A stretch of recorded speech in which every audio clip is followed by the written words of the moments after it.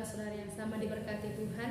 Saat ini kita akan belajar bersama tentang kebenaran firman Tuhan yang tentu sudah tidak asing untuk bersama-sama kita dengar dalam kitab Yosua 1 ayatnya yang pertama sampai ayatnya yang ke-9.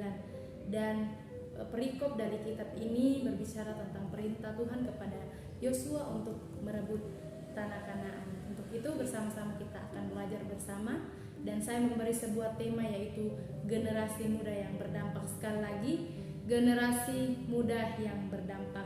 Nah, dalam bangsa kita, bangsa Indonesia, dikatakan bahwa pemuda-pemudi adalah generasi bangsa, generasi negara Indonesia.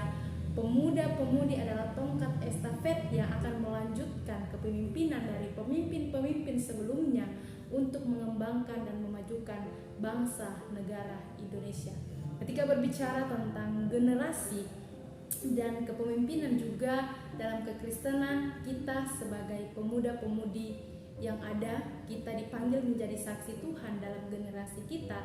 Kita dipercayakan, kita diberikan sebuah hal untuk melanjutkan tongkat pelayanan yang ada, dan itu kita lakukan pasti akan memiliki dampak yang baik ketika kita melakukan untuk kemuliaan nama Tuhan. Saat ini kita akan belajar bersama bagaimana Allah akan memberikan perintah kepada Yosua untuk merebut tanah Kanaan, yang dalamnya Yosua diberikan peran untuk menuntun bangsa Israel sampai kepada tanah perjanjian atau sampai kepada tanah Kanaan. Dan tentu akan ada hasil yang baik ketika betul-betul percaya kepada Tuhan dan memiliki dampak yang baik pula. Saat ini sekali lagi kita akan belajar yaitu generasi muda yang berdampak. Namun yang menjadi pertanyaan bagi kita yang ada bahwa bagaimana supaya kita bisa dikatakan menjadi seorang generasi muda yang berdampak. Sekali lagi, bagaimana supaya kita dikatakan menjadi seorang pemuda-pemudi yang memiliki dampak, yaitu yang pertama ketika kita percaya penuh pada penyertaan Allah. Percaya penuh pada penyertaan Allah itu bisa kita lihat dalam ayat yang kedua sampai ayat yang kelima.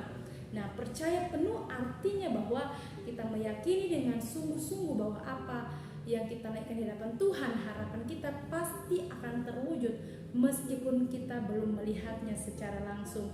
Ada keyakinan yang sungguh-sungguh atau benar-benar kita naikkan di hadapan Tuhan bahwa apa yang kita harapkan itu pasti akan diwujud, menyatakan. Nah, dari teks ini Allah tahu bahwa tidak mudah dan tidak gampang bagi Yosua untuk bisa membawa bangsa yang besar itu, bangsa Israel, ke tanah perjanjian. Akan banyak rintangan yang akan dihadapi, melewati sungai, melewati padang gurun, akan melawan tentara-tentara yang kuat dalam peperangan yang ada, sehingga dikatakan bahwa sama seperti aku menyertai Musa, aku di sini menunjuk kepada Allah.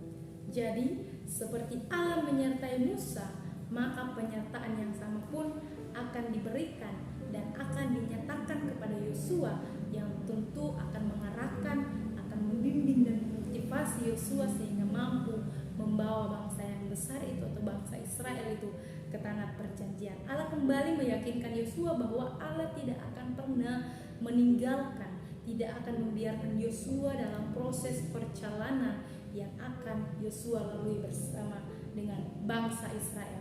Nah, ketika kita melangkah dalam air, mungkin bagi kita itu sangat-sangat sulit karena melawan arus deras air yang mengalir, atau mungkin ketika kita di tepi pantai, ketika kita mau berjalan ke lautan dan laut itu masih bisa untuk kita jangkau dengan kaki kita, pasti masih agak sulit untuk kita melangkah karena arusnya, gelombang yang sangat deras. Nah, begitupun dalam kehidupan kita, seringkali kita mengeluh ketika dalam perjalanan hidup kita merasa itu terlalu lelah, kita merasa itu terlalu berat untuk kita jalani, untuk kita gapai, sehingga tak jarang dalam kehidupan kita sebagai pemuda-pemudi timbul keputusasaan, timbul rasa menyerah dalam diri kita.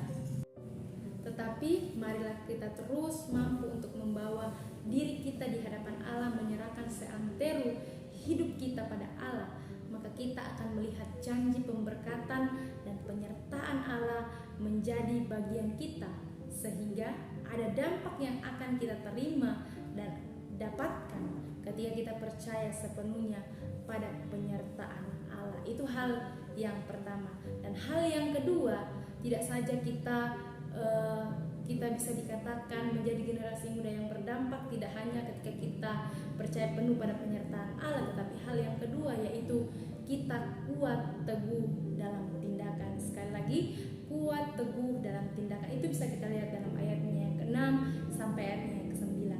Nah, saudara-saudara yang sama diberkati Tuhan, tidak saja Allah menyatakan bagi Yosua untuk percaya penuh pada penyertaan Allah, tetapi dalam ayatnya yang ke-6 sampai 9 kembali Allah menyatakan untuk tetap kuat teguh dalam tindakan. Nah, bagaimana supaya Yosua bisa kuat teguh dalam tindakan? Yaitu dengan memperkatakan dan merenungkan firman Tuhan itu siang dan malam.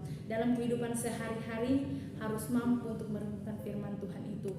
Kuat dalam pikiran, teguh dalam hati, sehingga bisa bertindak dengan hati-hati sesuai dengan kebenaran firman Tuhan. Sama seperti Yesus Kristus yang pada umur 12 tahun sudah bisa memperkatakan, bahkan mampu untuk memperkatakan kitab suci kebenaran firman Allah, bahkan sampai bisa untuk tanya jawab pada imam-imam besar pada waktu itu.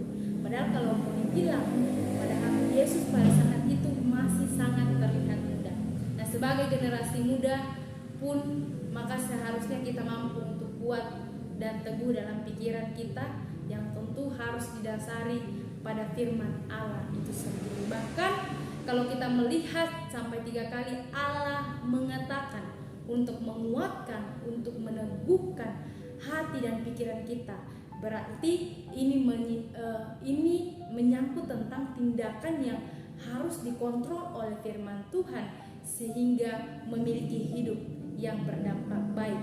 Seperti ilustrasi berjalan dalam air, meskipun kita merasakan kelelahan, meskipun merasakan capek karena mungkin harus melawan derasnya air ketika kita melangkah dalam air, tetapi ketika ada keyakinan yang teguh dan kuat untuk melangkah, pasti kita akan bisa dan mampu. Istilahnya seperti itu kalau kita melangkah dalam air misalkan. Nah, untuk itu saudara-saudara yang sama diberkati Tuhan, menjadi pembelajaran bagi kita dan mengajak kita sebagai generasi muda untuk mampu teguh, untuk mampu kuat dalam setiap tindakan. Kita bertindak dengan hati-hati sesuai dengan ajaran yang benar, sehingga orang lain pun mampu melihat cara hidup yang kita tunjukkan. Maka itulah arti hidup berdampak yang sesungguhnya. Saudara-saudara yang sama diberkati Tuhan, ada 2 hal yang boleh kita pelajari bersama.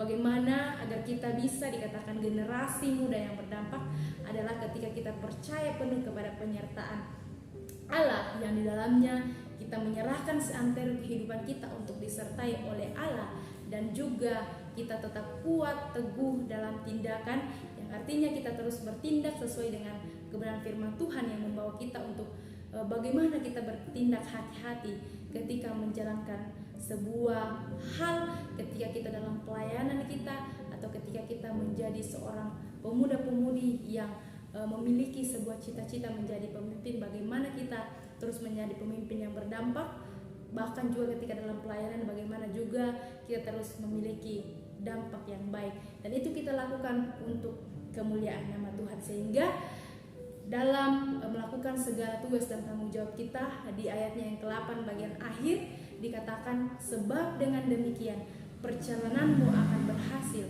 dan engkau akan beruntung. Amin atas kebenaran firman Tuhan. Tuhan Yesus memberkati kita semua. Shalom.